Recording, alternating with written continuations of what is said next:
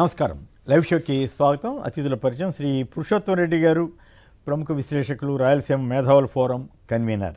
శ్రీ కొండా రాజు గారు, వైఎస్ఆర్ కాంగ్రెస్ పార్టీ అధికార ప్రతినిధి, గతంలో జిల్లా గ్రంథాలయ సంస్థ చైర్మన్గా కూడా పనిచేశారు. ఇక ముందుగా కొన్ని వీడియోలు చూద్దాం. తుళ్ళూరు సిఆర్డీఏ పరిధిలో ఈ ప్రాంతం ఉంది. సిఆర్డీఏ అధికారులకు, నాయకులకు కానీ శైవక్షేత్రం రోడ్డు వేయాలని, బాగు చేయాలని, భక్తులకు మంచి రోడ్డు అందించాలనే కాంక్ష ఏకోశాన లేదు. భక్తులు పడుతున్న ఇబ్బందులను గమనించి ఇప్పటికైనా తాళ్లాయపాలెం శైవక్షేత్రం రహదారిని బాగు చేసి రహదారిని నిర్మించాల్సిందిగా ప్రజలు కోరుకుంటున్నారు. సో రాజధాని పరిధిలోనే కొన్ని గ్రామాల్లో ఉన్న రోడ్ల పరిస్థితి మీద సోషల్ మీడియాలో తిరుగుతున్నటువంటి ఇది. ఇక్కడ ఆసక్తికరమైన విషయం ఏంటంటే, ఈనాడు వారు ఇవాళ ఏ రోడ్డు చూసినా హైదరాబాదులో రోడ్లపై 30,000 గుంతలంటూ ఒక కథనాన్ని ఇచ్చారు. కానీ పొరపాటున ఏపీలో జరుగుతున్న గుంతలు వీటి మీద మాత్రం ఎక్కడ ఒక వార్త ఇవ్వట్లేదు. అది ఆసక్తికరమైన విషయం. ఓకే, ఇది ఇవ్వటం తప్పని అంటలేదు, కానీ బట్ ఏపీలో అనేక చోట్ల రోడ్లన్నీ పాడైపోయి నానా బాధలు పడుతుంటే ఈ ఎల్లో మీడియా నుండి, తెలుగుదేశం మీడియా నుండి ఏదన్నా కానీ ఈ పరిస్థితిని గుర్తించి ప్రజల కోసమైనా వీళ్ళు రాస్తే బాగుండు. ఎందుకంటే వాళ్ళు రాస్తేనే కనీసం చంద్రబాబు గారు లేదా సంబంధిత అధికారులు స్పందిస్తారేమో చూడాలి. దీనిపైన సంక్షిప్తంగా పురుషోత్తం రెడ్డి గారు, మీ కామెంట్ ఏమిటి? రోడ్ల పరిస్థితి నిజంగా బాగుపడిందా లేదా? హైదరాబాద్లో ఏ రోడ్డు చూసినా అని రాసిన ఈనాడు వారికి కానీ లేదా మిగతా ఎల్లో మీడియాకి కానీ ఏపీలో రోడ్లు ఎందుకు కనపడటం లేదు? ఇప్పుడు ఆంధ్రప్రదేశ్లో ముఖ్యమంత్రి జగన్మోహన్ రెడ్డి గారు కాదు కదా, సహజంగా కనపడవు. ఎందుకంటే ముఖ్యమంత్రి ఆయనైతే కనపడతాయి తప్ప లేదా కనపడవు. సింపుల్ గా చెప్పేసారు. రోడ్లు కొమ్మినేని గారు బేసిక్ గా పాడవుతుంటాయి. వర్షాలు వచ్చినప్పుడు మళ్ళీ రికార్ చేసుకోవాలి, ప్రయారిటీ ప్రకారం నిర్మించాలి. మీరు చెప్పినట్టు ఆలయానికి పోయే రోడ్డు కీలకమైన రోడ్డు, అందులో రాజధానికి ఆనుకోనున్న రోడ్డు కాబట్టి దాని ప్రయారిటీ దానికి ఉంటుంది. అయితే వీళ్ళు గతంలో వ్యవహరించిన తీరు అట్లే ఉంది, ఇప్పుడు వ్యవహరించిన తీరు. గతంలో ఎట్లా సంబంధం లేని విషయాలు వచ్చినా ముందు తీసుకొచ్చి పాడైపోతుందని చెప్పడం, లేకపోతే ఇప్పుడు మాత్రం ఏం జరిగినా పట్టించుకోకపోవడం, ఈ పారదర్శకత లేకపోవడం వల్ల ఇట్లా క్వశ్చన్స్ వస్తాయి. ప్రభుత్వం కూడా ఇప్పుడు దాదాపు మేము వచ్చిన తర్వాత కంప్లీట్ చేసేసామని చెప్పారు. వాళ్ళు రాయడం ఒక పాయింట్ అయితే, ముఖ్యమంత్రి గారు ఈ మధ్య ఒక ప్రకటన చేశారు. అసలు చాలా సంతృప్తికరంగా ఉంది, ఇన్ని 100,000 కిలోమీటర్ల రోడ్లు అన్ని నీట్ గా ఈ 1 year లో క్లియర్ చేసేసినామని చెప్పారు. మరి ఇది ఎందుకు చేయలేదో తెలియదు. కాబట్టి కేవలం ప్రతిపక్ష అప్పుడు అధికారంలో ఉన్న వాళ్ళు విమర్శించడం, ఈరోజు ప్రతిపక్షాన్ని విమర్శించడం వరకే పరిమితం అయితే ఇట్లాంటి విమర్శలకు గురవుతారు. రైట్. రాజీవ్ గారు, మీరు కూడా సంక్షిప్తంగా కామెంట్ చేయండి. సార్, కేఎస్ఆర్ గారు, మీకు ప్యానలిస్ట్ నమస్కారాలు, సాక్షి ప్రేక్షకులందరూ కూడా. రాష్ట్రం మొత్తంలో అది అక్కడ మీరు చూపించిన ఒక వీడియో కాదు సార్, అలాంటి వీడియోలు రాష్ట్రం మొత్తంలో కూడా కోకొల్లలుగా ఉన్నాయి. విశాఖపట్నం లంకిలపాలెం నుండి హైవే కనెక్ట్ అయ్యేది, చోడవరం ప్రాంతంలో కానీ ఇతర ప్రాంతాల్లో కానీ ఎక్కడా కూడా రోడ్లు వేయలేదు. కానీ గతంలో ముఖ్యమంత్రి అయినట్టే చంద్రబాబు నాయుడు గారు సంక్రాంతికి ఊళ్ళకి ప్రజలు వస్తారు, ఎక్కడా కూడా నాకు రోడ్లు బాగాలేదన్న కంప్లైంట్ ఉండకూడదు అన్నారు. కానీ సంక్రాంతి అయిపోయి దాదాపు 10 నెలలు అయిపోతున్నట్టుంది ఈ రోజుకి. ఇప్పటికి కూడా ఎక్కడా కూడా రోడ్లు వేసినటువంటి పరిస్థితి లేదు. వీళ్ళు రోడ్లు వేస్తున్నారు. ఎక్కడ వేస్తున్నారంటే పేపర్ ప్రకటనలోనో లేదా మీడియా వార్తల్లోనో లేదా సోషల్ మీడియా వేదికల్లో తప్పితే వాస్తవంగా గ్రౌండ్ రియాలిటీ కూడా ఏ రాష్ట్రం మొత్తంలో ఎక్కడ కూడా సరైనటువంటి రోడ్డు సదుపాయాలు లేవు. ప్రజలు చాలా ఇబ్బందులు పడుతూ ఉన్నారు. అయినా ఈ ప్రభుత్వానికి అవేం పట్టవు. అదే మా మీద అయితే బుర్ర జల్లేందుకు రెడీగా ఉంటారు పవన్ కళ్యాణ్ గారు మరొకరు. మరి ఈ రోజు రోడ్లు ఎలా ఉంటే పవన్ కళ్యాణ్ ఇప్పుడు వాళ్ళకి దమ్ము ధైర్యం ఉంటే వాళ్ళ జనసేన కార్యకర్తలు పంపించి ఆ గుంతలు ప్రతి దగ్గర ఒక్కొక్క పువ్వు పెట్టించమని చెప్పి నేను అడుగుతా ఉన్నా. అవి చేతకాదు. కానీ ఎంతసేపు జగన్మోహన్ రెడ్డి గారు ఎంత చేసినా ఆయన మీద బుర్ర జల్లే కార్యక్రమం వాస్తవంగా వీళ్ళ చేతకాని వ్యవస్థలో రోడ్లు ఎంత అధ్వానంగా తయారైనాయి. రైట్. గోరంట్ల నుంచి రాజారెడ్డి గారు, నమస్కారం, మాట్లాడండి సంక్షిప్తంగా. నమస్తే, మాట్లాడండి. అక్కడ ఉన్న పెద్దలందరికీ నమస్కారం. నమస్తే అన్న. మా గోరంట్ల మండలంలో ఒక పాత బ్రిడ్జ్ ఉండేదన్నా. ఓకే. చాలా కాలం పుట్టిందే ఆ బ్రిడ్జి. ఈ రోజు చాలా బాగుంది. ఒకవేళ దానికి ఏం చేయాలంటే సిమెంట్ రోడ్, దానిపైన సిమెంట్ వేస్తే చాలా బాగుంటుందా. బట్ కొత్త బ్రిడ్జ్ కట్టారు, అప్పుడే కడ్డీలన్నీ లేచిపోతున్నాయి. తర్వాత వచ్చి ఇంకా మీకు చెప్పాలంటే పల్లెలకు పోతామన్నా. పల్లెలకు పోతే మీరు చూపిస్తున్నారు చూడు, అంతకంటే దారుణంగా ఉన్నాయి పల్లెల్లో. ఇది మన అత్యంత దారుణంగా. తర్వాత వచ్చి ఇంకో విషయం, మెయిన్ రోడ్ ఇది కదిరి టు మన విజయవాడ పోతుంది, ఇట్లా మన బెంగళూరు టు విజయవాడ ఆ వంతెన. ఇట్లాంటివి కూడా సరిగ్గా లేనప్పుడు ఈ పల్లెల్లో ఎట్లా ఉంటుందో ఆలోచించండి. మీరు మరి అన్ని చేస్తామని చంద్రబాబు గారు, పవన్ కళ్యాణ్ గారు రోడ్లన్నీ వేస్తామని చెబుతున్నారు కదా. ఏదో చూపిస్తాం కదా, మేము చూపిస్తాం. కావాలంటే మీకు వీడియో ఏదైనా తీసి పెట్టమంటే కూడా పెడతాను.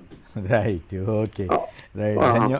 ధన్యవాదాలండి. మరి రోడ్ల పరిస్థితి పట్టించుకోండి అని అభ్యర్థించడం తప్ప మనం ఏం చేసే పరిస్థితి లేదు. ఎందుకంటే తెలుగుదేశం పత్రికలు అయితే మొత్తం కవరప్ చేసే ప్రయత్నం చేస్తున్నాయి కాబట్టి ఇక మనం చూద్దాం మరి గవర్నమెంట్ స్పందిస్తుందేమో. ఇక మిగతా వీడియోలు చూద్దాం.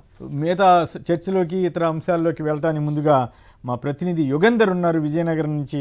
అక్కడ జమ్ము అనే గ్రామం పైన పోలీసులు దాడి చేసి అక్కడ ఉన్నటువంటి గ్రామస్తుల మీద దాడి చేసి చాలామంది మీద దౌర్జన్యం చేశారని వార్తలు వస్తున్నాయి. మరోవైపు మన్యంలో మరణ మృదంగం. కురుపాం ఆశ్రమ పాఠశాలలో వారం వ్యవధిలోనే 2 బాలికల మృతి. పచ్చకామెర్లు, విషజ్వరాల విజృంభణ. 100 మందికి పైగా బాలికలకు అనారోగ్యం. ఏమైపోయింది ఆంధ్రప్రదేశ్కి అనే పరిస్థితి వస్తూ ఉంది. గతంలో ఒక అడ్వర్టైజ్మెంట్ వచ్చేది, ఈ నగరానికి ఏమైంది, అటు చూస్తే పొగ, ఇటు చూస్తే ఇది అని. ఇప్పుడు ఆంధ్రప్రదేశ్లో ఎటు చూసినా ఏదో ఒకటి ఇష్యూ, ఏదో ఒక సంక్షోభం కనపడుతుందా? పురుషోత్తమ రెడ్డి గారు ఈ 2 పరిస్థితులు చూశారు కదా. యుగంధర్ చెప్తా ఉన్నారు అక్కడ పోలీసుల దౌర్జన్యం. నిన్న సాక్షిలో వచ్చింది, ఆయన ఎవరో నంద్యాలకు సంబంధించిన ఆయన ఒక సిఐ గారంట. ఆయన మీద ఒక మహిళ ఆరోపణ చేస్తే ఎస్పీ గారి దగ్గరికి వెళ్ళినా లేదంటే డిఐజీ గారి దగ్గరికి అక్కడికి వెళ్తే కూడా నువ్వు నాతో చెప్పొద్దు, కిందకి వెళ్ళని చెప్పారట. అట్లాగే కడప ఎస్పీ గారు ఒక ఆయన్ని ట్రాన్స్ఫర్ చేస్తే మరుక్షణమే ఈనాడు వాళ్ళు పెద్ద ఘోరం జరిగిపోయినట్టు రాయటం, వెంటనే ఆయన్ని రీపోస్ట్ చేయటం, కోర్టు ఆదేశాలు ఇవ్వటం. ఏమిటి పోలీసు వ్యవస్థలో ఏం జరుగుతుంది? అలాగే ఈ విషజ్వరాల పరిస్థితి ఏమిటి? ఆంధ్రప్రదేశ్కి ఏమవుతోంది? మరోవైపు రకరకాల ఉద్యోగస్తులంతా కూడా సమ్మెల్లోకి ఆందోళన చేస్తున్నారు. నెల్లూరులో ఆత్మగౌరవ సభ, సచివాలయ ఉద్యోగుల ఆత్మగౌరవ సభను భగ్నం చేశారట. అలాగే మన పిహెచ్సి ఎంప్లాయీస్ వీళ్ళు చేస్తున్నారు. రేపు చలో విజయవాడ అని ఉపాధ్యాయ సంఘాల సమాఖ్య. బాగుపాలనలో విద్యా వైద్యం సర్వనాశనమయ్యాయని చెప్పి ఉత్తరాంధ్ర వైఎస్ఆర్సీపీ విస్తృత స్థాయి సమావేశంలో తీర్మానం.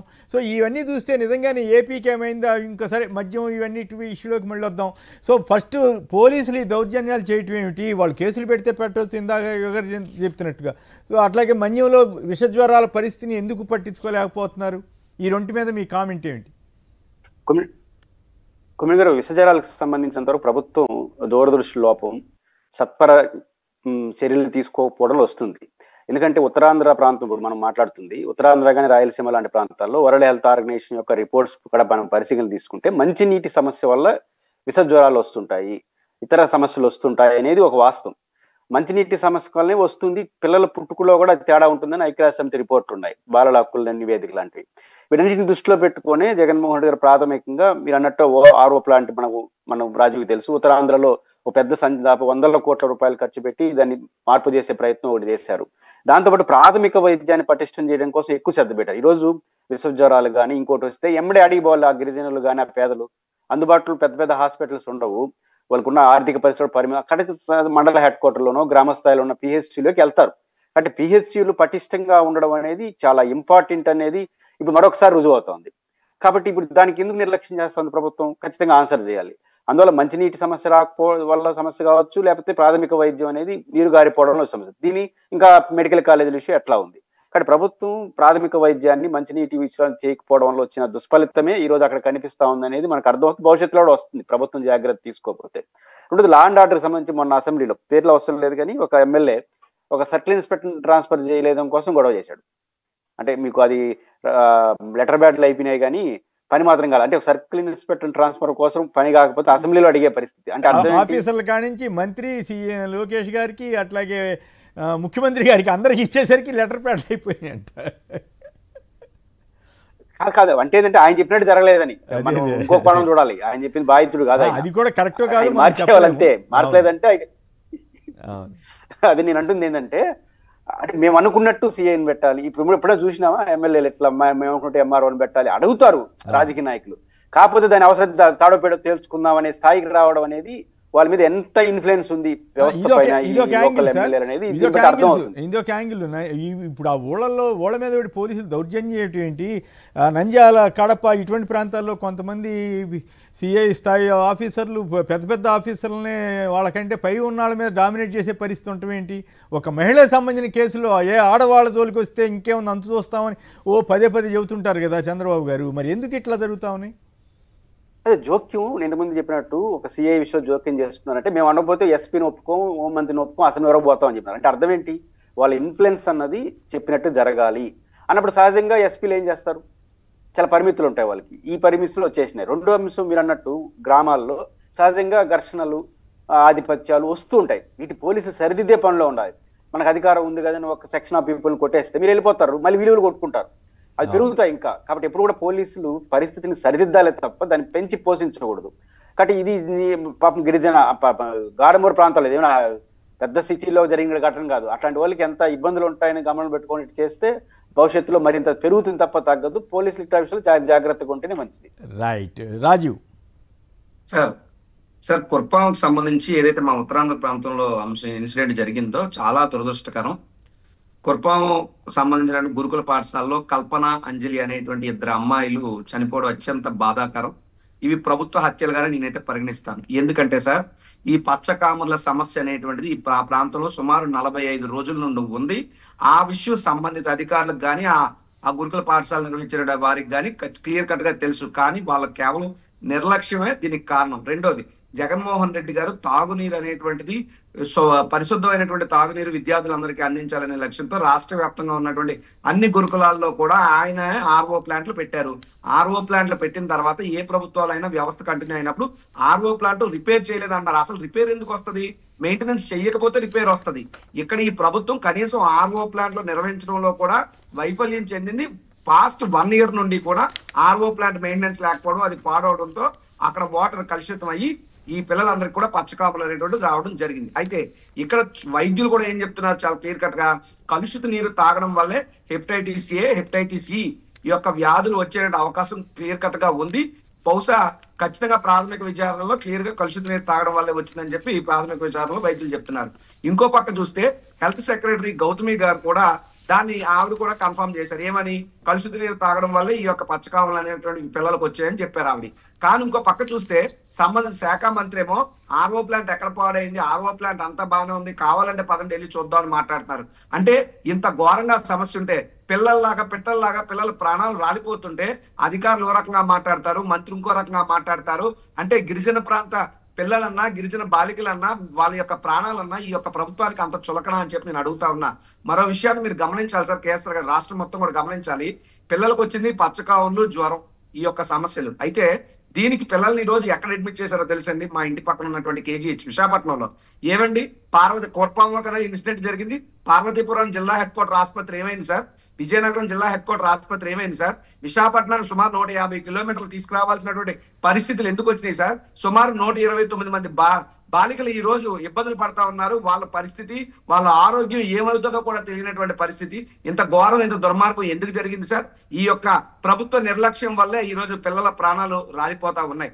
కాబట్టి ఇవన్నీ ఆలోచించారు కాబట్టి జగన్మోహన్ రెడ్డి గారు సార్ ఉత్తరాంధ్రలో మాకు KGH తప్పితే వేరే ఇది లేదు సార్. ఎందుకంటే ఇక్కడ ఆ గీతం కాలేజ్ గొప్పగా ఉంటది, గీతం మెడికల్ కాలేజ్ ఉంటది, కానీ అక్కడ ఫ్రీగా వైద్యం చేయరు. అలాగే అన్నిటిసరి గొప్పగా మెడికల్ కాలేజ్ ఉంటది ప్రైవేట్ వాళ్ళది, అక్కడ ఫ్రీగా వైద్యాలు చేయరు. ఎవరు చేస్తారు? KGH చేస్తుంది. ఎందుకు చేస్తుంది? ఇక్కడ ఆంధ్ర మెడికల్ కాలేజ్ కి అనుబంధ ఆసుపత్రి అది. సో ఇది ఏ రోజు కూడా మా ఉత్తరాంధ్ర ప్రాంత సమస్యని ఏ ముఖ్యమంత్రి పట్టించుకున్న వన్ అండ్ ఓన్లీ ముఖ్యమంత్రి వైఎస్ జగన్మోహన్ రెడ్డి గారు. కాబట్టే ఆయన విజయనగరానికి ఒక మెడికల్ కాలేజ్, ఓ పెద్ద హాస్పిటల్ ఇచ్చాడు. మెడికల్ కాలేజ్ అనుగుణంగా హాస్పిటల్ వస్తుంది. అదేవిధంగా పాడేరుకు ఒక మెడికల్ కాలేజ్ ఇచ్చాడు. అదేవిధంగా నర్సీపట్నానికి ఒక మెడికల్ కాలేజ్ ఇచ్చాడు. అదేవిధంగా పార్వతీపురం ప్రాంతంలో సూపర్ స్పెషాలిటీ హాస్పిటల్ ఇచ్చాడు. ఇవన్నీ కూడా జగన్మోహన్ రెడ్డి గారు చేస్తే ఈరోజు మెడికల్ కాలేజీలు తీసేస్తే ఏమవుతుందని మాట్లాడుతున్నారు కదా. తీసేస్తే పిల్లల ప్రాణాలు, పేద ప్రజల ప్రాణాలు ఇలా పెట్టల్లా రాలిపోతా ఉంటాయి. ముమ్మాటికి కూడా ఇది ప్రభుత్వ హత్యలుగానే నేను చెప్తా ఉన్నాను. ఖచ్చితంగా దీని మీద ఇప్పుడు ఎవరో పవన్ కళ్యాణ్ గారు అధికారులు ఎవరో స్పందిస్తున్నారని నేను చూశాను సార్. ఎప్పుడన్నా ఒక ఇన్సిడెంట్ జరిగిన తర్వాత స్పందించేది ప్రతిపక్షాలు, పోరాటం చేసేది ప్రతిపక్షాలు, న్యాయం చేయాలని డిమాండ్ చేసేది ప్రతిపక్షాలు. ఇన్సిడెంటే జరగకుండా చూడాల్సిన బాధ్యత అధికార పక్షానికి ఉంది. It is a clear cut failure of the government. Right. ఇక పోలీసులకు సంబంధించి కానీ అట్లాగే సచివాలయ ఉద్యోగులు, నెల్లూరు సచివాలయ ఉద్యోగుల సభను అడ్డుకున్న పోలీసులు అంట టౌన్ హాల్ గేటు తాళాలు వేశారంట. ఈ పరిస్థితి ఇందాక మన యుగంధర్ చెప్తా ఉన్నారు. జమ్మూ అనే ఊళ్ళో పోలీసులు దాడి, ఈ రెండు మీద కూడా సంక్షిప్తంగా కామెంట్ చేయండి. ఎస్ సార్, ఇక్కడ ఇప్పుడు ఈ కుర్పాంద్ కూడా అసలు అంశం ఏంటంటే ఎక్కడ వైద్య సదుపాయాలు లేవు సార్. ఉత్తరాంధ్ర ప్రాంతంలో ఎక్కడ వైద్య సదుపాయాలు లేవు. PHC డాక్టర్లు ఏమో సమ్మెబాటలో ఉండి ప్రభుత్వం మీద పోరాడుతూ ఉన్నారు. మరోపక్క హెల్త్ అసిస్టెంట్లు కూడా సమ్మెబాటలోకి వెళ్ళేటువంటి పరిస్థితులు ఉన్నాయి. అంటే వైద్య వ్యవస్థ ఆంధ్ర రాష్ట్రంలో సర్వనాశనం అయిపోయింది. ఆంధ్రప్రదేశ్ ని అనారోగ్య ఆంధ్రప్రదేశ్ గా చంద్రబాబు నాయుడు గారి నాయకత్వంలో శుభ్రంగా తీర్చిదిద్దారు. ప్రజల ప్రాణాలని పణంగా పెట్టి వీళ్ళు ఈ యొక్క పరిపాలన చేస్తా ఉన్నారు. ఇంకొక విషయం, ఎక్కడైతే పోలీసులు అత్యుత్సాహం. ఏమంటే ఎక్కడ కూడా చట్టం లాఠీ పుచ్చుకుని కొట్టమని చెప్పదు సార్. వాళ్ళు మనుషులైనా, వాళ్ళు ఏమైనా డెకాయిట్లా, రాబరీలా, లేకపోతే ఎవరు వాళ్ళు? ఎక్కడన్నా ఏదైనా ఇన్సిడెంట్ జరిగితే మీరు అన్నట్టు స్టేషన్ కి పిలిపించచ్చు, మాట్లాడచ్చు, కేసు ఉంటే పెట్టచ్చు. మీరు లా అండ్ ఆర్డర్ ప్రాబ్లమ్ ని సృష్టించాల్సిన అవసరం ఎందుకు వచ్చింది? ఇప్పుడు లాఠీలు చూపిస్తున్నటువంటి పోలీసులు నేను అడుగుతున్నా, ఎవరి ఆదేశాలతో మీరు లాఠీ చార్జ్ చేశారు? వైఎస్ఆర్ కాంగ్రెస్ పార్టీ సానుభూతి పనులనా మీరు మా కార్యకర్తల మీద దాడి చేశారు? కొట్టాల్సిన అవసరం ఏమొచ్చింది? అర్ధరాత్రి ఇళ్లలో దూరాల్సిన అవసరం ఏమొచ్చింది? అర్ధరాత్రి స్వేచ్ఛగా ఆరో తిరిగినప్పుడే స్వతంత్రం అన్నాడు మహాత్మా గాంధీ గారు. కానీ ఈ రోజు అర్ధరాత్రి ఇళ్లలో దూరి మగవాళ్ళని ఆడవాళ్ళకి సంబంధం లేకుండా లాఠీలతో బాధి హింసించడమే మాకున్నటువంటి పరిపాలన తీరని చెప్పి ఒక కూటమి ప్రభుత్వం చెప్తా ఉంది. ఆ పోలీసుల దాడిని మేము తీవ్రంగా వ్యతిరేకిస్తున్నాం, ఖండిస్తున్నాం. ఒకటి. రెండు, పోలీసు అధికారులు ఎవరైతే నిజాయితీగా పనిచేసే అధికారులు ఈ పాలనలో ఉండలేరు. ఈ యొక్క పాలనలో ఉండే అధికారులందరూ కూడా ఈ యొక్క ఎవరైతే నాయకులు చెప్పినట్టు విధంగా తప్పుడు కేసులు, అక్రమ కేసులు, దాడులు చేస్తే వాళ్ళకి ట్రాన్స్ఫర్లు, వాళ్ళకి ప్రమోషన్లు, వాళ్ళకి అన్ని సకల మర్యాదలు ఉంటాయి. లేదు మేము చట్ట ప్రకారం వెళ్తాం, మంచి చేస్తాం, న్యాయం చేస్తాం అంటే వాళ్ళందరికీ విఆర్ఎస్లు, ట్రాన్స్ఫర్లు, విఆర్లు ఉంటాయి. ఇది ఈ రాష్ట్రంలో ఉన్నటువంటి లా అండ్ ఆర్డర్ తీరు. లా అండ్ ఆర్డర్ పూర్తిగా గాలికి వదిలేశారు. రెడ్ బుక్ రాజ్యాంగాన్ని అమలు చేస్తున్నారు ఈ రాష్ట్రంలో. రైట్. ఈ టౌన్ హాల్ తాళాలేటువంటి చివరికి సచివాలయ ఉద్యోగులు ఆత్మగౌరవ భగ్నం సభ పెట్టుకుంటే దాన్ని భగ్నం చేయటం ఏంటి? ఈ పరిస్థితి సమాజ ప్రజాస్వామ్యయుతమైన పోలీసులు ఎవరిని సభలు కూడా పెట్టుకునేవరా? సమాధానం పరిష్కరించాలని ఆలోచన లేనప్పుడు ఇట్లాంటి వైపరీత్యాలు జరుగుతుంటాయి. అంటే వాళ్ళు ఇచ్చే ఏవైతే అంశాలకు పరిష్కారం లేదు, లేదా సమాధానం చెప్పే ఉద్దేశం లేనప్పుడు ఆటోమేటిక్గా ఏం చేస్తారు? అణచివేత చర్యలు పోవడం, లేకపోతే ఇట్లాంటి చర్యలు పాల్గొంటారు. ఇప్పుడు గ్రామ సచివాలయ సిబ్బంది పరిస్థితి కూడా అదే. నిజానికి తమాషా ఏంటంటే రాజకీయంగా మాట్లాడకూడదు కానీ వాళ్ళు ఎక్కువ మంది తెలుగుదేశం కేసారు ఏదో జరుగుతుందని. పైపెచ్చి వాళ్ళ ఆశ ఏంటంటే ఇవన్నీ చంద్రబాబు గారు, జగన్ గారి మీద కోపంతో రద్దు చేసి మమ్మల్ని గవర్నమెంట్ రెవెన్యూలో కలిపేస్తారనేంత ఊహల్లో పోయినారు. చివరికి ఏమైంది? వాళ్ళని తగ్గించేసి పని భారం పెంచి వాలంటీర్ పనులు వాళ్ళకి అప్పగించారు. ఇప్పుడు వాలంటీర్ పనులు వీళ్ళే చేస్తున్నారు వాళ్ళకి. కాబట్టి అడుగుతారు కదా క్వశ్చన్, మమ్మల్ని మాకు ఎందుకు ఎంపిక చేసినారు? ఆ గ్రామ సచివాలయంలో సంఖ్యను తగ్గించేసినారు. అక్కడ ఉన్న 10 మంది ఉంటే 7 మంది చేయడం తగ్గించేసినారు. మరియు వాలంటీర్ల పనులు వీళ్ళకి అప్పగించినారు. దీంతో వాళ్ళు ఇబ్బంది పడుతున్నారు. ఇంకా పిఆర్సీ సమస్య అవన్నీ ఉన్నాయి కాబట్టి సహజంగా వాళ్ళు ఆందోళన అడ్రస్ చేయాలి. ఏం పరిష్కరించాలో పరిష్కరించండి. కానీ డైరెక్ట్ గా అటాక్ చేస్తే ఎన్ని రోజులు అటాక్ చేస్తారు? కరెక్ట్. పైగా గేటు తాళం ఏంటి? అసలు ఆ సభ టౌన్ హాల్లోకి రానివ్వకుండా చేయటం. నెల్లూరు టౌన్ హాల్ నేను కూడా చూశాను. అక్కడ ఎంతమంది కూర్చుని చక్కగా మాట్లాడుకోవచ్చు, వాళ్ళ ఇష్టం. వాళ్ళ సభను కూడా పెట్టుకోనివ్వకుండా ప్రభుత్వం ఈ రకంగా దౌర్జన్యానికి పాల్పడితే ఇంక ఇది ప్రజాస్వామ్యమా, నియంతృత్వమా, లేక ఎమర్జెన్సీయో చెప్పలేని పరిస్థితి. మనం వాళ్ళ బాధ ఏంటో వినమనండి, లేదంటే ఇంకేదైనా సమస్య పరిష్కారం చేయాలి తప్ప అసలు మీరు సభలో పెట్టుకోవడానికి వీల్లేదన్నట్టుగా టౌన్ హాల్ గేటుకు తాళాలు వేసేసారంట. దాంతో వీళ్ళు సచివాలయ ఉద్యోగులు రోడ్ల మీద కూర్చుని చివరికి వాళ్ళ ఆత్మగౌరవం రోడ్డు పాలు చేసినటువంటి ఘనత కూటమి ప్రభుత్వానికి దక్కిందని అనుకోవాలి. ఇక ఆంధ్రలో కల్తీ మద్యం, ఆంధ్రప్రదేశ్లో పురుషోత్తమ రెడ్డి గారు ఎవరు చెప్తున్నారు సార్ పెట్టుబడులు రావట్లేదని, పరిశ్రమలు రావటం లేదని? అంత పెద్ద పెట్టుబడి వస్తే, అంత పెద్ద పరిశ్రమ వస్తే పెట్టుబడులు రావట్లేదని ఎట్లా అంటారు? కొంతమంది విమర్శిస్తున్నారని అంటారు. ఎంత పెద్ద పరిశ్రమ వస్తే ఎల్లో మీడియా ఒక వార్త రాయలే. ఏమిటంటే కల్తీ మద్యం పరిశ్రమ మీ జిల్లాలో, మీ ఉమ్మడి జిల్లాలో. దాని మీద చర్చలోకి వెళ్తాం. జగన్ గారు దాని మీద అసలు సూత్రధారులు కూడా మార్చేశారని ఆయన ఆరోపిస్తున్నారు. సో ఈ పరిస్థితి మీద అట్లాగే ఆటో డ్రైవర్లకి బురిడీ కొట్టారా, నిజంగా వారికి సేవ చేశారా, వాళ్ళకి కష్టాలు తీరుతున్నాయా? ఈ 2 అంశాల మీద కూడా చర్చలోకి వెళ్దాం. ఇక మద్యం, ఆటో డ్రైవర్ల వ్యవహారాల మీద చర్చలోకి వెళ్ళడానికి ముందుగా కొన్ని వార్తలు చూద్దాం. తెలంగాణకు సంబంధించి కోటా ఉత్కంఠ, స్థానిక సంస్థల ఎన్నికల్లో బీసీలకు 42% రిజర్వేషన్లపై నేడు సుప్రీంకోర్టు విచారణ చేయబోతోంది. ఆర్టీసీ బస్సుల్లో డ్రైవర్ పక్క సీట్లో కూడా సీట్ బెల్ట్ పెట్టబోతున్నారట తెలంగాణలో. ఈ డ్రైవర్తో పాటు కూర్చుంటే ముందు సీట్లో కూర్చునేవారు సీట్ బెల్ట్ తప్పనిసరిగా ధరించాల్సి ఉంటుందని ఆర్టీసీ అధికారులు ఆదేశాలు ఇచ్చారట. ఇది ఒక ఇంట్రెస్టింగ్ విషయం. అయితే ఇంకో ఇంట్రెస్టింగ్ విషయం ఏంటంటే హైదరాబాద్లో సిటీ బస్ ఛార్జీలు పెంచారు. ఎందుకో కారణం తెలుసు కదా, ఫ్రీ బస్ ఎఫెక్ట్ కూడా దీనికి ఒక కారణంగా భావిస్తున్నారు.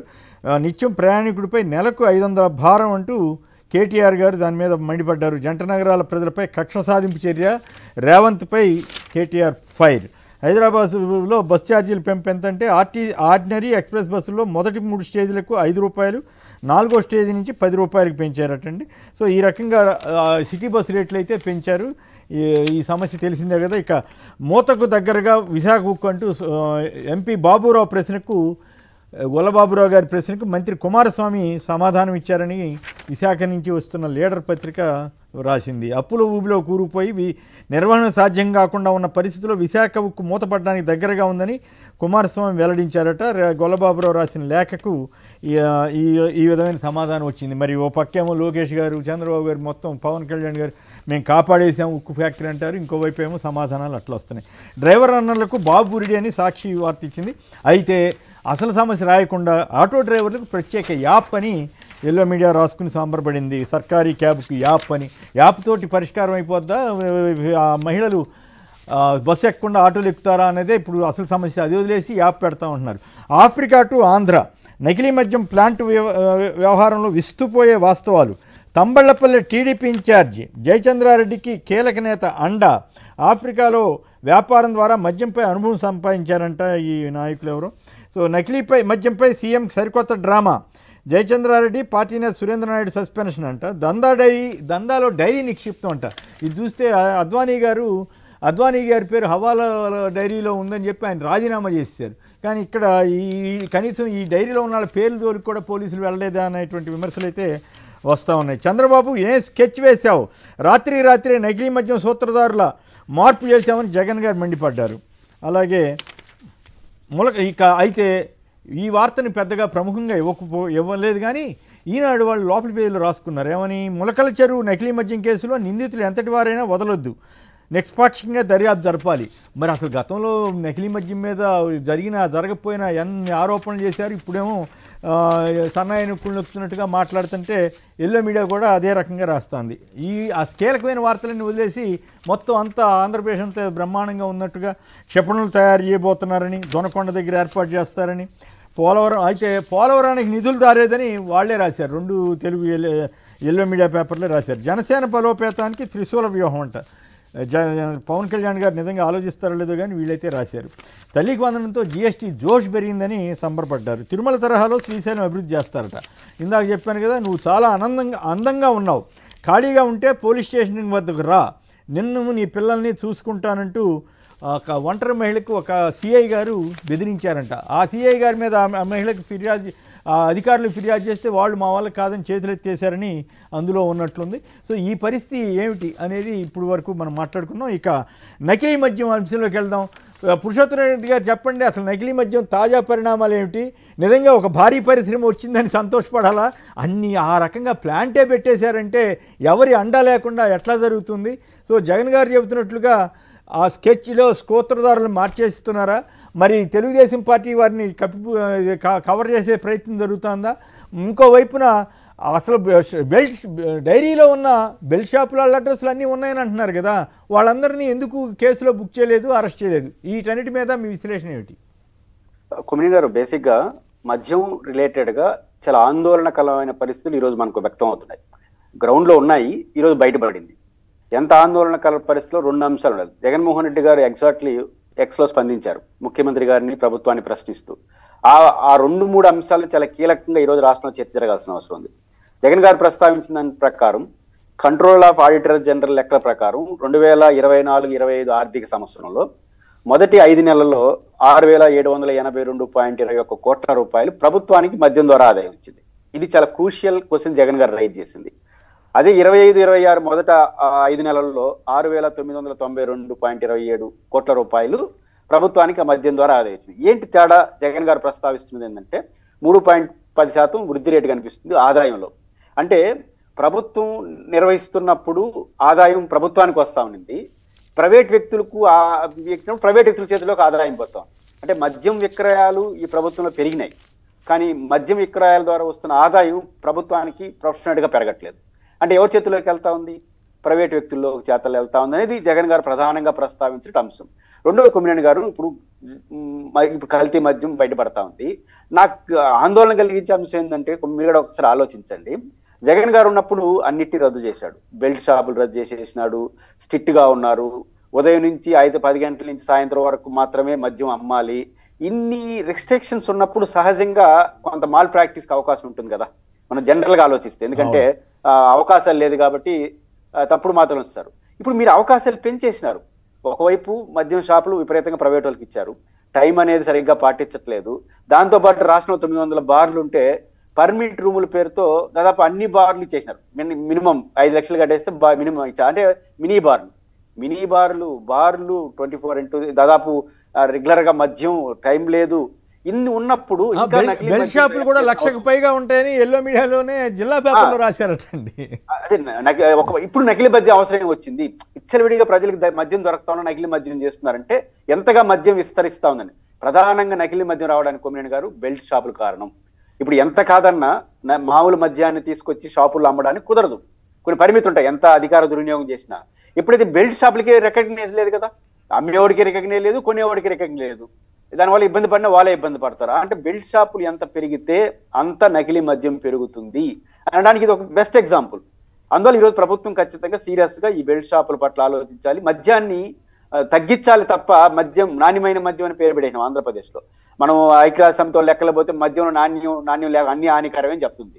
కానీ మనం ఏమంటే నాణ్యమైన మద్యం, సరసమైన ధరలు, ఈ పద్ధతిలో మాట్లాడుకుంటూ పోవడం వల్ల వచ్చింది. కానీ ప్రభుత్వం మద్యం విషయంలో కఠినంగా లేకపోతే ఈరోజు మొలకల్చెరులో బయటపడింది, చాలా చోట్ల బయటపడకుండా ఉంటాయి. కాదు, ఆల్రెడీ విశాఖపట్నం దగ్గర కాదు, అనకాపల్లి, పాలకొల్లు, గూడూరు ఇట్లాంటి చోట్ల కూడా కల్తీ మద్యం వార్తలు వచ్చాయండి. హైదరాబాద్ తీసుకెళ్లి మరీ అమ్ముతున్నారని చెప్పి, అక్కడ తయారు చేసి అమ్ముతున్నారని చెప్పి వార్తలు వచ్చాయి. మొలకల్చెరులో బయటపడింది కాబట్టి ఆ పేరుతో మొలకల్చెరు పెద్ద పరిశ్రమలాగానే నడిపేస్తున్నారు కదండి. పెట్టుబడి రాలేదని మీలాంటి వాళ్ళు అంటానికి వీల్లేదు. ఇక అది కూడా మనకు తెలిసింది కాబట్టి పెద్దది అంటున్నాం.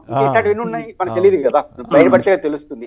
అంటే దీని అర్థం ఏంటి, మనకు బెల్ట్ షాపులు సంఖ్య పెరుగుతున్న కొద్దీ ఈ నకిలీ మద్యాలు పెరుగుతాయి, మాల్ ప్రాక్టీస్ పెరుగుతాయి. ఈ రెండు ప్రభుత్వం చెప్పాలి. రెండోది, గతంలో జగన్మోహన్ రెడ్డి గారు మద్యం పాలసీని ఎట్లా తీసుకున్నారు, ఈ ప్రభుత్వం ఎట్లా తీసుకుంటాను. జగన్మోహన్ రెడ్డి గారి ఆ రోజు ఇప్పుడు కేసు ఏంటి, రాష్ట్రంలో లిక్కర్ కేసు, ప్రైవేట్ వ్యక్తుల చేతుల్లో ఆరోపణలతో కేసు పెట్టారు. మరి దీని ఏమంటారు, రెగ్యులర్ గా ప్రభుత్వ ఆదాయం పడిపోతా ఉంది, ప్రైవేట్ వ్యక్తుల ఆదాయం పెరిగిపోతుంది. ఇంకో పక్క మద్యం విక్రయాలు పెరిగిపోతున్నాయి, నకిలీ మద్యం పెరిగిపోతుంది, బెల్ట్ షాపులు పెరిగిపోతున్నాయి, విక్రయాలు పెరిగిపోతున్నాయి. అప్పుడు ఏమి చేయకపోయినా విషం అమ్ముతున్నారు అది దాన్ని ప్రచారం చేస్తారు. ఇప్పుడు నిజంగా విషమే డైరెక్ట్ గా అమ్ముతున్నా కూడా కిక్కురు మంటలేదు ఎల్లో మీడియా కానీ తెలుగుదేశం నాయకులు కానీ.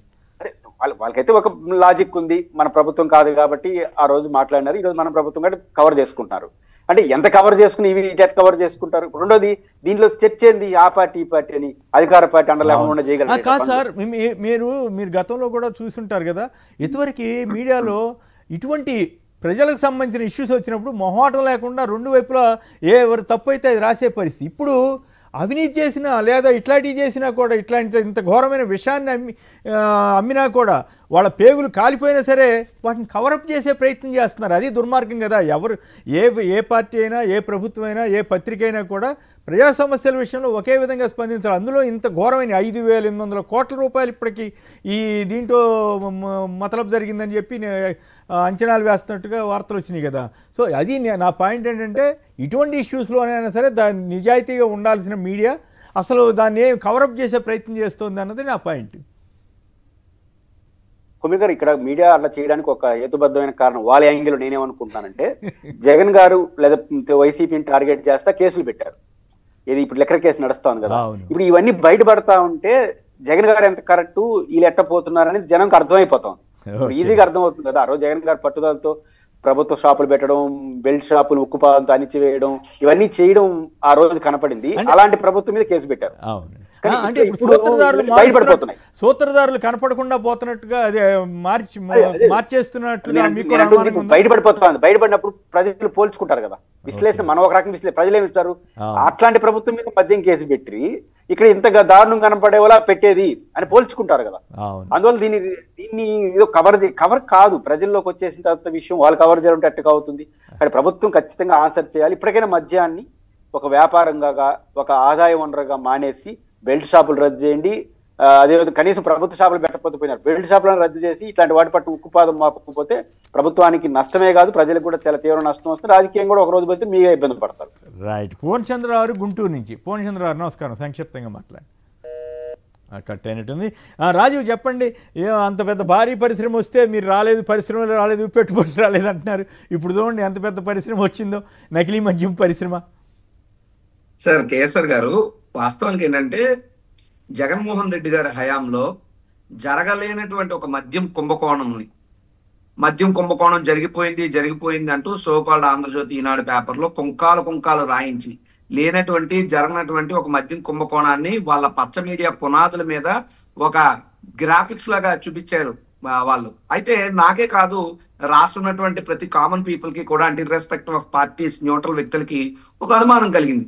మేమంతా కూడా అక్రమ మద్య కుంభకోణం కేసు అని అంటా ఉంటే చాలా మంది చంద్రబాబు నాయుడుకి ఏంటి అవసరం, ఎందుకు పెట్టాలి అక్రమ మద్య కుంభకోణం కేసు మేము మీద అన్నట్టు కొంత అనుకునేవారు. బట్ వాళ్ళందరికీ ఈ రోజు కనువిప్పు కలిగింది. అసలు ఎందుకు ఈ కుంభకోణం, అక్రమ మద్య కుంభకోణం కేసు పెట్టారంటే just to change the policy of the government. అంటే జరగలేనటువంటి ఒక స్కామ్ జరిగిపోయిందని చెప్పి ప్రచారం చేసి తప్పుడు కేసులు పెట్టి ఆ యొక్క పాలసీని రద్దు చేస్తే తప్పితే ఈ యొక్క మద్యం అమ్మకాలు అనేటువంటివి వాళ్ళ సిండికేట్లకు అప్పగించుకోవడానికి అవ్వదు. ఆ సిండికేట్లకు అప్పగించుకున్న తర్వాత ఆ సిండికేట్ల ద్వారానే రాష్ట్ర వ్యాప్తంగా కూడా కల్తీ మద్యాన్ని అమ్ముకొని తద్వారా వేల కోట్లు ఆర్జిస్తున్నారు చంద్రబాబు నాయుడు, నారా లోకేష్ ఎన్ బ్రాండ్లతో అని చెప్పి విమర్శలు వెల్లువెత్తా ఉన్నాయి. దానికి వాస్తవ రూపాలు మీరు ఎన్ బ్రాండ్ అని పేరు పెట్టారా? మీరు ఎన్ బ్రాండ్ అని పేరు పెట్టారా ఈ కల్తీ మధ్య? ఎన్ బ్రాండే కదా సార్, ఎన్ బ్రాండ్స్ అమ్ముతా ఉన్నారు. ఎన్ బ్రాండ్ అంటే ఏంటనుకున్నారు? సరే ఆ నారా చంద్రబాబు నాయుడు పేరు అనుకుంటూ అనుకోవచ్చు. ఎన్ అంటే నకిలీ మద్యమే కదా ఇదంతా, అందుకు మేము ఎన్ బ్రాండ్ అంటా ఉన్నాం. సరే దాని వాళ్ళు గుమ్మడికాయ దొంగ ఎవరంటే భుజాలు తడుక్కున్నట్టు ఎన్ బ్రాండ్ అంటే నారా చంద్రబాబు నాయుడు గారి బ్రాండ్ అనుకుంటూ అనుకోవచ్చు. That's up to them. But ఇక్కడ నేను ఏమడుగుతా ఉన్నానంటే క్లియర్ గా మద్యం కుంభకోణంలో ఉన్నటువంటి వ్యక్తులు, కల్తీ మద్యంలో ఉన్నటువంటి వ్యక్తులు ఎవరైతే ఉన్నారో వాళ్ళు టీడీపీ కండువాలు వేసుకుంటూ నారా లోకేష్ తో చంద్రబాబు నాయుడుతో బ్రహ్మాండమైనటువంటి ఫోటోలు పెట్టుకుని చేస్తా ఉంటే నిమ్మకు నీరెత్తినట్టు ఉంటుందా ఈ యొక్క ప్రభుత్వం? మా హయాంలో జరగలేనటువంటి మద్యం కుంభకోణాన్ని తీసుకొచ్చి దారిని పోయే బురదంతా కూడా మా మీద పూసి మేము జగన్మోహన్ రెడ్డి గారు పారదర్శకంగా చేసి మద్యాన్ని సక్రమంగానే ప్రభుత్వం అమ్మితే కూడా మా మీద లేనిపోయిన విమర్శలు గుప్పించారు. అసలు కల్తీ మద్య కుంభకోణం అంటే ఇది, అసలు మద్య కుంభకోణం అంటే ఇది. ఇంత రెడ్ హ్యాండెడ్ గా దొరికిపోయారు కదా, ఇప్పుడు ఏం సమాధానం చెప్తారు? నేను పురంధరేశ్వర్ గారిని కూడా అడగాలనుకుంటున్నాను సార్. ఎందుకంటే మా ప్రభుత్వ హయాంలో ఎక్కడ ఏ రకమైనటువంటి ఇబ్బంది కలగకపోయినప్పటికీ కూడా మరి కల్తీ మద్యం కుంభకోణం జరిగిందని, ప్రజల ఆరోగ్యం పాడైపోతుందని, ప్రజలు చచ్చిపోతున్నారని చెప్పి విశాఖపట్నం కేజీహెచ్ గ్యాస్ట్రాంట్రాలజీ వార్డుకు కూడా పురంధరేశ్వర్ గారు వచ్చారు. అప్పట్లో నేను అడుగుతున్నా, అమ్మా పురంధరేశ్వరి గారు ఈ రోజు స్పిరిట్ అమ్మేస్తున్నారు, స్పిరిట్ తాగి ప్రజలు చచ్చిపోతా ఉన్నారు, మీరు ఎందుకు స్పందించరు అంటే బాబు మనవాడైతే మౌనం వహిస్తారా? అధికారంలో వైఎస్ఆర్ కాంగ్రెస్ పార్టీ ఉంటే లేని బురదంతా వైసీపీ ప్రభుత్వం మీద, జగన్ గారి మీద పోస్తారా? ఇదే పురంధరేశ్వర్ గారు మీ యొక్క విధానమా అని అడుగుతా ఉన్నా. పవన్ కళ్యాణ్ కూడా అడుగుతున్నా, గతంలో మద్యం మీద తెగ ఊగిపోయావు, మరి ఈ రోజు ఎందుకు మాట్లాడట్లేదు? ఇంత భారీ ఎత్తున జరిగితే నీకు దమ్ము సత్తా ఉంటే వెళ్ళండి. ఈ రోజు రాష్ట్ర వ్యాప్తంగా కల్తీ మద్యం ఉంది. దొరికినోడు దొంగ, దొరకలేనోడు దొర అన్న సామెత లెక్క ఇప్పుడు తంబలపల్లిలో మనకు దొరికింది కాబట్టి ఇంత మాట్లాడుతున్నాం. అది కూడా చిన్న కేంద్రం ఏం కాదు. 20,000 మద్యం బాటిల్లు కేరళ మాల్ట్ పేరు చెప్పి దొరికినాయి. సుమారు 1000 లీటర్ల స్పిరిట్ పట్టుబడింది. సుమారు 10,000 బాటిల్స్ లో నింపడానికి తయారైపోయినటువంటి మద్యం పట్టుబడింది. అంటే ఏ స్థాయిలో ఇలా చేస్తున్నారు? ఒక్క తంబాలపల్లిలోనే కాదు సార్, మీరు ఇందాక చెప్పినట్టు పాలకొల్లు నుంచి పరవాడ దాకా, తంబాలపల్లి నుంచి నెల్లూరు దాకా, బాపట్ల కానీ ఏ ప్రాంతం అయితే తీసుకోండి, ప్రతి ప్రాంతంలో కూడా తెలుగుదేశం నాయకులందరూ కూడా సిండికేట్లు అయిపోయి ఈ యొక్క కల్తీ మద్యాన్ని సరఫరా చేస్తున్నారు సిండికేట్ల ముసుగులో. ఇంకొక విషయం ఏంటంటే ఇందాక పురుషోత్తం రెడ్డి గారు చెప్పినట్టు బెల్ట్ షాపులు రాష్ట్ర వ్యాప్తంగా కూడా జగన్మోహన్ రెడ్డి గారు వచ్చాక బెల్ట్ షాపులు రద్దు చేశారు, పర్మిట్ రూములు తీశారు, మద్యం షాపుల దగ్గర అమ్మకాల యొక్క టైమింగ్స్ తగ్గించారు. తద్వారా మద్యం అమ్మకాలు తగ్గించాలి, అదేవిధంగా రేట్లు కూడా పెంచడం వల్ల ఆదాయాన్ని కూడా ఏ ఇబ్బంది లేకుండా జగన్మోహన్ రెడ్డి గారు చేశారు. కానీ ఇప్పుడు ఊరు వాడ ప్రతి తెలుగుదేశం పార్టీ లేదా కూటమి నాయకులందరూ కూడా ఊరు వాడ రాసిచ్చేసి మద్యం తిరుపతి లాంటి దైవ క్షేత్రాల్లో కూడా మద్యం బాటిల్లో రోడ్ల మీద కనబడతా ఉన్నాయంటే, తిరుపతి జిల్లాలోనే అత్యధికంగా మద్యం షాపులు కేటాయించారంటే ఎంత దౌర్భాగ్యంగా ఈ రాష్ట్రంలో ఈ యొక్క ప్రభుత్వ పరిపాలన ఉందో మనం అర్థం చేసుకోవాలని చెప్పి నేను చెప్తూ ఒకటే చెప్తున్నాను సార్. ఇక్కడ ఎప్పుడో ఈ రోజు సస్పెండ్ చేసినటువంటి జయచంద్రారెడ్డో లేదంటే ఇంకొకరో కాదు, దీని సూత్రధారు ఎవరు? పాతదారులు కాదు, దీని సూత్రధారులు రావాలి. చంద్రబాబు నాయుడు గారికి సత్తా నిజాయితీ ఉంటే దాని మీద సిబిఐ ఎంక్వైరీ చేయించమని చెప్పండి. కొన్ని వేల కోట్ల కుంభకోణం, వేల కోట్ల కుంభకోణం కన్నా ముందు ప్రజల ప్రాణాలు పోతా ఉన్నాయి.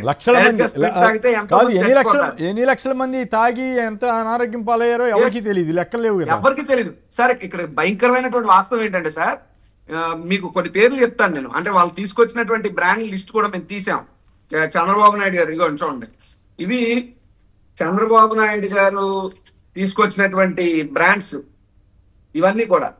ఏంటి పేర్లు ఏంటంటే sir, governor reserve, sumo, short, Bengaluru brandy, good friends, Manjira, Kerala malt champion కాదు అవన్నీ మీకు అంటగట్టారు కదా అప్పుడు గోల్డ్ ఎడ్మిరల్ కాదు ఇవన్నీ అవన్నీ మీవని అంటగట్టారు కదా అంటగట్టి విపరీతమైన ప్రచారం చేశారు సార్. చెప్తాను సార్. ప్రెసిడెంట్ మెడల్ అని ఇంకొన్ని కొన్ని బ్రాండ్స్ ఉన్నాయి, అవి మా ప్రభుత్వ హయాంలో వచ్చాయని ప్రచారం చేశారు. అప్పుడు చంద్రబాబు నాయుడు తెచ్చాడు. ఇప్పుడు ఇలా కొత్తగా అధికారంలోకి వచ్చిన తర్వాత కూడా కేరళ మాల్ట్ అనే బ్రాండ్లు తీసుకొచ్చి ఇప్పుడు అక్కడ కల్తీ మధ్య జరిగిన బాటిల్ లేబుల్స్ అన్ని కూడా కేరళ మాల్ట్వే. అంటే వీళ్ళు కేవలం ఇది ఒక అతిపెద్ద కల్తీ మద్య కుంభకోణం, ఇది భారతదేశంలోనే అతిపెద్ద కల్తీ కుంభకోణం. చేతనైతే దీని మీద ఇమీడియట్ గా సివియర్ యాక్షన్ ఉండాలి. అది దీని మీద మేము అందరం నోరెత్తుతామని అంటే అట్లా ఇక్కడ ఇప్పుడు ఇంపార్టెంట్ పాయింట్ ఏంటంటే డైరీ దొరికిందన్నారు. డైరీలో దాదాపు 70-80 మంది బెల్ట్ షాపుల వాళ్ళ వివరాలు ఉన్నాయన్నారు. మరి వాళ్ళ మీద ఏం కేసు పెడుతున్నట్టు ఎందుకు ఎక్సైజ్ పోలీసులు చెప్పలా?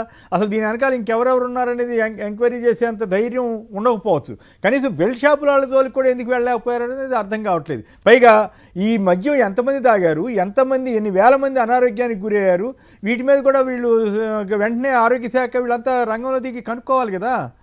ఇక్కడ మీకు ఒక అంశం చెప్తాను సార్. మా ప్రభుత్వ హయాంలో ఈ మంచి మద్యం అమ్మలేదు, దానివల్ల 30,000 మంది చనిపోయారని చెప్పి దిక్కుమాల ఇప్పుడున్నటువంటి ఈ కూటమి నాయకులు, అప్పుడు ప్రతిపక్షంలో సోకాల్డ్ నాయకులందరూ కూడా పిచ్చి ఎత్తున పెద్ద ఎత్తున ప్రచారం చేశారు. అయితే అప్పుడు కానీ లేదా ఇప్పుడు ఉన్నటువంటి ఈ ఏడాదిలో కూడా చాలా మంది ఆర్టీఐ యాక్టివిస్టులు ఆర్టీఐ పెట్టారు. కల్తీ మద్యం వల్ల ఎవరు చనిపోయారు, ఏంటి వాస్తవాలు చెప్పండి అని చెప్తే వీళ్ళు ఇచ్చినటువంటి ఆరోగ్య శాఖ ఇచ్చినటువంటి రిప్లైలు, అటువంటి కేసులు మేము ఎక్కడా చూడలేదు, అటువంటి మరణాలు ఎక్కడా జరగలేదు, అసలు అటువంటి విశ్లేషణ మేము చేయలేదు అని చెప్పి పెద్ద ఎత్తున చాలా క్లియర్ కట్ గా కూడా ఆరోగ్య శాఖ ఇచ్చింది. మరి విశ్లేషణ జరగకపోతే, విచారణ జరగకపోతే మీ ఇష్టానికి వచ్చినట్టు ఎలాగ మీరు రాసేస్తారు, ఎలా మీరు ప్రచారం చేస్తారు? అంటే జగన్మోహన్ రెడ్డి గారి మీద బురద పూయడానికి మాత్రమే గతంలో మీరు అక్రమ మద్య కుంభకోణం గురించి ప్రచారం చేశారు. కానీ అసలు కల్తీ మద్య కుంభకోణం అంటే ఇది. ప్రతి షాప్ లో కూడా రాష్ట్ర వ్యాప్తంగా let it take any shop, not only belt shop, అమ్మే ప్రతి 3 బాటిల్స్ లో 1 బాటిల్ కల్తీ మద్యం. ఆ కల్తీ మద్యం డబ్బులు సిండికేట్లు అంతా కూడా కేర్ ఆఫ్ నారా లోకేష్, చంద్రబాబు నాయుడు గారు నడుస్తుంది అన్నటువంటి ప్రచారం పెద్ద ఎత్తున నడుస్తా ఉంది. అది వాస్తవా కాదా చేస్తారు. మరి అది ఆధారాలు లేకుండా మీరు చేయమాకండి, చేస్తే మళ్ళీ అసలే సోషల్ మీడియా మీద ఉక్కుపాదం పెట్టాలని చూస్తున్నారు వాళ్ళు. వాళ్ళ ఇష్టం, వాళ్ళు ఏమైనా ఆరోపణలు చేసి 30,000 మంది అమ్మాయిలు మిస్ అయిపోయారన్నా, 30,000 మంది చనిపోయారన్నా వాళ్ళ ఇష్టం, వాళ్ళు ఆకాశం హద్దుగా ఆరోపణలు చేస్తారు. మీరు చేస్తే వెంటనే కేసులు పెడతారు. అది సమస్య. ఒకసారి నాకు అవకాశం ఇవ్వండి. ఇక్కడ నేను వాళ్ళకి చెందుతున్నాయని నిర్ధారించలే, నేను ఆరోపించలే. ఆరోపణలు బయట నుండి వస్తున్నాయి, విమర్శలు వినిపిస్తున్నాయి. దానికి వేదికగా నేను అభిప్రాయం చెప్పాను. అది నిజమా కాదా తేలాలంటే డైరీ దొరకాలి, లోతైనటువంటి విచారణ జరగాలి. మీరు ఇంత ముందు చెప్పారు అద్వానీ గారు ఒక డైరీలో పేరుంటేనే ఆయన రాజీనామా చేశారని. మరి ఇప్పుడు చంద్రబాబు నాయుడు గారు చేయాలా, లోకేష్ చేయాలా, ఎవరు చేయాలా? ఆ డైరీ ఏది, దాని మీద ఎంక్వైరీ ఏం చేస్తారు చేయాలి. అంతే తప్పితే ఒక ఇన్సిడెంట్ జరిగిందంటే వాళ్ళ పార్టీ నాయకుని సస్పెండ్ చేసేసి చేతులు దులిపేసుకుంటా ఉంటే అది కాదు కదా. సస్పెండ్ చేస్తారో మీరు పక్కనే పెట్టుకుంటారు. పొరపాటున దీంట్లో ఎవరైనా వైసీపీ అతను ఉన్నాడంటే ఈ పార్టీకి చంద్రబాబు గారు ప్రెస్ కాన్ఫరెన్స్ పెట్టి నానా గందరగోళంగా మాట్లాడిండేవాళ్ళు కదా. ఇప్పుడు అసలు కనీసం ఖండన ఓపెన్గా కూడా ఖండన ఇవ్వకుండా లీకులు మాత్రమే ఇస్తున్నట్లుగా ఉన్నారు. రైట్, ఇక మరో అంశంలోకి వెళ్దాం. ఆటో డ్రైవర్లకు చంద్రబాబు సర్కార్ సేవ చేసినట్లా, బురిడి కొట్టినట్లా పురుషోత్తం రెడ్డి గారు? డ్రైవర్లు అందరికీ ఇస్తా ఉన్నారు కదా, ఆ లారీ డ్రైవర్లు, టిప్పర్ డ్రైవర్లు అందరికీ, వాళ్ళందరినీ ఏం చేసినట్లు? 13 లక్షల డ్రైవర్లు ఉన్నారని, ఆటో డ్రైవర్లు ఉన్నారని లోకేష్ గారు చెప్పారు. ఇప్పుడు కొమ్మినేని గారు, ఆటో డ్రైవర్ల సమస్య, తెలుగుదేశం ట్రీట్మెంట్, చేస్తున్న ప్రచారం, రెండింటిని మనం పరిగణలో తీసుకుంటే, ఒకటి జగన్మోహన్ రెడ్డి గారు అధికారంలో ఉన్నప్పుడు ఆటో డ్రైవర్లకు 10,000 రూపాయల చొప్పున ఇచ్చారు. ఒక సహాయంగా వాళ్ళ జీవితానికి ఉపయోగపడుతుందని ఇచ్చారు. ఆ రోజు ఏమి విమర్శలు చేశారు పక్కన పెడదాం. ఆ రోజు ఆటో డ్రైవర్ల పరిస్థితి ఏంది? ఆ రోజు ఉచిత బస్సు లేదు, వాళ్ళ ఆదాయం వాళ్ళకునింది, వీళ్ళ ఆదాయం వీళ్ళకునింది, నడుస్తుంది. ఈరోజు మారిన పరిస్థితి ఏంటి? మీరు చెప్పింది 10,000 ఎక్కడ చాలుతుంది, 15,000 ఇస్తామని చెప్పారు. ఏది ఉచిత బస్సు వాటి సంబంధం లేకుండా 15,000 ఇస్తా ఉన్నారు. ఇప్పుడు ఏమైంది? ఉచిత బస్సు వచ్చిన తర్వాత ఉమెన్ అంతా దాంట్లో ఎక్కుతున్నారు. మెజారిటీ ఉమెన్స్ ఎక్కువ కూడా గ్రామాల్లోనే కవర్ అవుతారు. ఆటోలు ఎక్కడైతే ఉంటాయో అక్కడే ఉచిత బస్సు ఎఫెక్ట్ బాగా పనిచేస్తుంది. ఎందుకు మహిళలు గ్రామాలు మండలాల్లోనే తిరుగుతుంటారు కాబట్టి. ఆ రకంగా వాళ్ళ ఆదాయం పడిపోయింది. పైపించి మొదటి సంవత్సరం ఇవ్వలేదు, ఇప్పుడు 2వ సంవత్సరం ఇస్తున్నారు. అంటే మీరు ఆదాయాన్ని పోగొట్టి 15,000 ఇచ్చారు, అది కూడా 1 సంవత్సరం ఎగ్గొట్టి 2వ సంవత్సరం ఇచ్చారు. ఆయన వాళ్ళ ఆదాయం పోగొట్టుకున్న 10,000 ఇచ్చినాడు. ఈ డిఫరెన్స్ అయితే ఉంది కదా. ఖచ్చితంగా ఆటో డ్రైవర్ల విషయంలో మరింత సమస్యలు అయితే వస్తాయి. రీజన్ ఉచిత బస్సును వ్యతిరేకించడం, సమర్థించడం పాయింట్ కాదు. ఒక సమస్య వచ్చినప్పుడు ఇంకో సమస్య పరిష్కారం మీరే చెప్పాలి. కానీ మీరు సృష్టించిన సమస్య కదా, కాబట్టి దానికి ఎట్ట పరిష్కారం చెప్పాలి కదా. కాబట్టి ఆటో డ్రైవర్లు రాబోయే కాలంలో కూడా. రెండోది ఇంకొక ఆటో డ్రైవర్తో ఒక సమస్య ఉంది కొమ్మేణ గారు, ఎక్కువ మంది ఆటో డ్రైవర్లు ఓనర్లు ఉన్నారు. మీరు పెట్టిన షరతులో ఓనర్షిప్ ఉంది. ఓనర్షిప్ ఉంటే ఏమవుతుంది, ఓనర్ నేను ఉంటాను, డ్రైవర్లు నాకు రోజుకి ఇంత ఇచ్చేసి వాళ్ళు పని చేసుకుంటా ఉండాలి. మీరు వేసిన ఖాతాలో నాకు వస్తుంది ఖాతా, వాళ్ళకి రాదు. నేను వాళ్ళకి ఇయ్యను కదా, ఆటో డ్రైవర్లకి ఇచ్చాడు జగన్ చంద్రబాబు గారు, నేను ఇస్తానా 15,000 ఇవ్వను కదా. దీన్ని కూడా పరిష్కరించాలి. అందువల్ల మరి మీరు 3 లక్షలకి ఇచ్చొచ్చు, దాంట్లో కనీసం 1/3 కూడా నిజమైన ఆటో డ్రైవర్లకి వెళ్ళదు, మళ్ళీ ఓనర్లకి వెళ్తుంది. ఈ మల్టిపుల్ రీజన్స్ తో ఆటో డ్రైవర్లకు చాలా ఇబ్బంది పడుతుంది. ఇది ఒక పరిశ్రమ, మనం సృష్టించిన పరిశ్రమ. ఇది నిజానికి లక్షల మంది ఆటో డ్రైవర్లు ఉన్నారంటే ఇది జీవనోపాధి. కాబట్టి దాని మీద ప్రభావం చూపించుకొని మీరు జాగ్రత్తగా ఆలోచించకపోతే చెప్పాడు లోకేష్ గారు, మీరు అందరూ ఒక్కసారి గట్టిగా కొడితే 11 వస్తుందని. ఇప్పుడు వీళ్ళు కొడితే ఏడకపోతారు అనేది 29లో తెలుస్తుంది.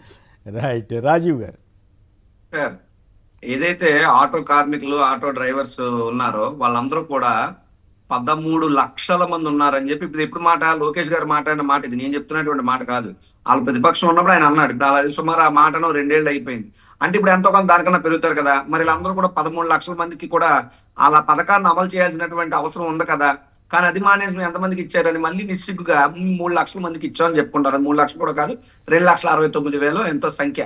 అయితే వీళ్ళు కేవలం ఆటో డ్రైవర్లకి ఎన్నికల ప్రచారంలో ఒక మాట మాట్లాడతారు, మేనిఫెస్టోలో అయితే లారీ డ్రైవర్లకి, టిప్పర్ డ్రైవర్లకి, మ్యాక్సీ క్యాబ్లకి ఇన్ని చెప్పి మరి వీళ్ళందరూ ఎంతమంది ఉంటారు అంటే ఇది ఆటో డ్రైవర్లకు మీరు పొడిచినటువంటి వెన్నుపోటు కాదా, మీరు చేసినటువంటి మోసం కాదా, మీ ప్రభుత్వం చేస్తున్న దగా కాదా, అమ్మ పెట్టానేదో అడుగుతాననేది అనేది మా చిన్నప్పుడు హామీ చూసేవాళ్ళం. ఈ రోజు ఈ ప్రభుత్వం చూస్తే మీరు చెప్పినటువంటి హామీ నెరవేర్చకపోగా ఉచిత బస్సు పేరు చెప్పి, ఉచిత బస్సు ఉండొచ్చు, అది మీ ఇష్టం, మీ యొక్క హామీ. కానీ దానివల్ల ఉచిత బస్సు హామీని కూడా పూర్తి స్థాయిలో నెరవేర్చలేదు కదా. అప్పుడు కండిషన్స్ పెట్టలా, తిరుపతి వెళ్ళాలన్నా, అన్నవరం వెళ్ళాలన్నా 1-2 రోజులు ఆగండి, గవర్నమెంట్ వచ్చేస్తుంది అని చెప్పి ప్రచారం చేశారు. నేనైతే ఏసీ బస్సుల్లో కూడా మహిళలకు ఇస్తారేమో అనుకున్నా. తెరవితే ఏసీ బస్సులు కాదు కదా, లాంగ్ రన్ వెళ్ళే బస్సులు కాదు కదా, చివరికి పల్లె వలుగు ఇటువంటి హట్లో ఇచ్చారు, మెట్రో ఎక్స్ప్రెస్ ఇట్లాంటివి. వాళ్ళకి న్యాయం చేయలేదు. అప్పుడు ఇచ్చినటువంటి ప్రకటనలో అద్భుతమైనటువంటి ప్రకటన ఏంటంటే, ఒక భార్య భర్త కూర్చుని మాట్లాడుకుంటూ ఉంటే మనం తీర్థయాత్రలకు వెళ్ళే వైపు వెళ్ళట్లేదు, అందుకే మన జీవితం ఇలా ఇబ్బందుల్లో ఉందంటే ఆ భర్త అంటాడు, ఇది తీర్థయాత్రలు తెప్పాలంటే అంత ఖర్చు పెట్టే స్తోమత నా దగ్గర లేదంటే ఎందుకు మా చంద్రాన్ని కోటేద్దాం, తిరుపతి, అన్నవరం, శ్రీశైలం ఎక్కడ కావాలంటే అక్కడికి, సింహాచలం అన్ని తిరగచ్చు అన్నారు. కానీ ఏది అక్కడ అమలు అవ్వలేదు. అంటే ఎలక్షన్ల ముందు ప్రజలను మోసం చేయడం అనేటువంటి వృత్తిని వెనతో పెట్టినట్టు విద్య చంద్రబాబు నాయుడు గారికి. సరే, అధికారంలోకి వచ్చిన తర్వాత కూడా మీరు ఒకటి గమనించండి, అక్కడ తెలంగాణలో ఇందాక ఆర్టీసీ బస్సు ఏవో రేట్లు పెరిగాయని అన్నారు, ఆంధ్రాలో పెరగలేదంటే చంద్రబాబు నాయుడు విజనరీ కాదు. ఈ పథకం కంప్లీట్ గా అమలు చేయకపోవడం వల్ల పెంచాల్సిన అవసరం రావట్లేదు. నిజంగా ఈ పథకం వల్ల ఎవరు దెబ్బతింటున్నారంటే కంప్లీట్ గా ఆటో కార్మికులు దెబ్బతింటున్నారు. రెండోది, మహిళల ఆత్మ గౌరవాన్ని దెబ్బతీస్తున్నారు. తక్కువ బస్సులు పెట్టి, మీరు ఆర్టీసీ కాంప్లెక్స్ రండి వైజాగ్ లో, ఆల్మోస్ట్ చాలా లోకల్ బస్సుల మీద దీనికి ఫ్రీ బస్ పథకం వర్తించడానికి బోర్డులు ఉంటున్నాయి. ఏంటిది అంటే అన్యాయం. అంతే, పేరుకి మాత్రం, పేపర్ కటింగ్ మాత్రం, పేపర్ యాడ్లకు మాత్రం ఫ్రీ బస్ పథకం అమలు తప్పితే ఫ్రీ బస్ తో కూడా మహిళలను మోసమే చేశాడు. ఇంకో పక్క ఆ ఫ్రీ బస్ వల్ల ఆటో కార్మికులు ఇబ్బందులు పడుతున్నారు, దెబ్బతింటున్నారు. కానీ ఇంకో పక్క ఏంటంటే ఇచ్చినటువంటి ఈ పథకం కూడా నటండి, చలానాలు ఏవి ఉండకపోతే పడతాయట డబ్బులు. చలానాలన్నీ ఉన్న పలంగా కట్టమంటున్నారు, కడితేనే డబ్బులు పడతాయని. ఇది ఇంకో రకమైనటువంటి దోపిడీ. అంటే ఎడం చేత్తో ఇవ్వడం, కుడి చేత్తో పట్టుకుపోవడం. సో ఈ ప్రభుత్వ తీరు ఆటో డ్రైవర్లు అందరినీ కూడా మోసం చేసింది. ఆయన ఏదో చెప్పాడు, మా ప్రభుత్వం మీద దుష్ప్రచారం చేశారు, మౌత్ పబ్లిసిటీ, మా ప్రభుత్వం మీద మౌత్ పబ్లిసిటీ చేసింది ఆటో డ్రైవర్లు కాదు, మీ యొక్క పచ్చ మీడియా, మీ యొక్క తాబేదారులు, లేదంటే మీకు దత్తపుత్రుడు పవన్ కళ్యాణ్ మా మీద ఇప్పుడు ఆటో డ్రైవర్లు దుష్ప్రచారం చేయలే. ఆటో డ్రైవర్లకి జగన్మోహన్ రెడ్డి గారు పెట్టారా తప్పితే జగన్మోహన్ రెడ్డి గారు ఇప్పుడు ఆటో డ్రైవర్లు కడుపు కొట్టలేదు. కానీ ఈ రోజు ఆటో డ్రైవర్ల కడుపు కొడుతుంది ఈ యొక్క కూటమి ప్రభుత్వం. ఆటో డ్రైవర్ల కడుపు మంట తగిలి కూటమి ప్రభుత్వం గొప్ప కూలిపోవడం ఖాయం. భవిష్యత్తు కావాలంటే వెయిట్ చూడమని చెప్పి కూడా నేను ఈ ప్రభుత్వాన్ని చెప్తా ఉన్నా. ఇప్పటికైనా బుద్ధి తెచ్చుకుని ఆ మిగిలినటువంటి 10 లక్షల మంది ఆటో కార్మికులు, ఆటో డ్రైవర్లు ఎవరైతే ఉన్నారని మీరు చెప్పారో వాళ్ళందరికీ ఇమీడియట్ ఈ పథకాన్ని అమలు చేయాలని చెప్పి ప్రభుత్వాన్ని డిమాండ్ చేస్తా ఉన్నా. రైట్. పురుషోత్తమ్ రెడ్డి గారు, కొండా రాజీవ్ గారు, ఇద్దరికి కూడా ధన్యవాదాలు. ఇది నేటి చర్చా కార్యక్రమం. నమస్కారం.